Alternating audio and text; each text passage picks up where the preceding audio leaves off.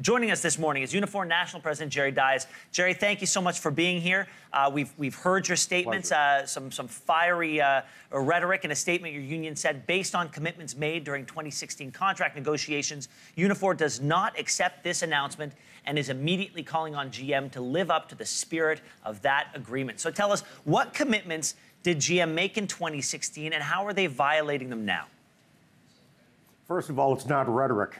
Facts are, GM signed an agreement with us that said there would be no plant closures during the life of the agreement. And the collective agreement expires in September of 2020. So we expect that they're going to live up to their commitment. Ultimately, GM has choices to make. They've made $6 billion in the first 9 months of this year. They talk about transforming the company into a company that's making autonomous and electric vehicles. They have to build them somewhere, and Oshawa is as good a place as any.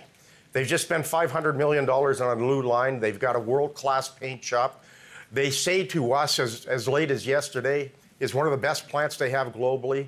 It's one of their high-tech plants, one of the best quality plants, one of their most competitive plants.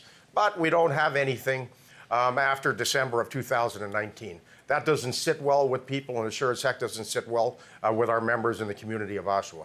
So I'm assuming, Jerry, that you're going to be bringing up these points when you meet with the CEO of GM, Mary Barra.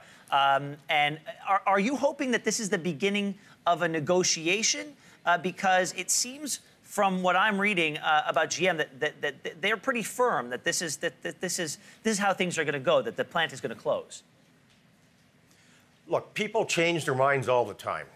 Either you realize you've made a bad decision and then change your mind, or sometimes you're pushed into changing your mind.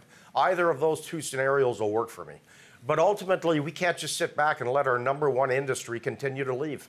GM has divested from Canada as moving everything to Mexico. 4 of our vehicles have left Canada and gone to Mexico. So you would think that there could be a revolving door, not just a door that swings one way.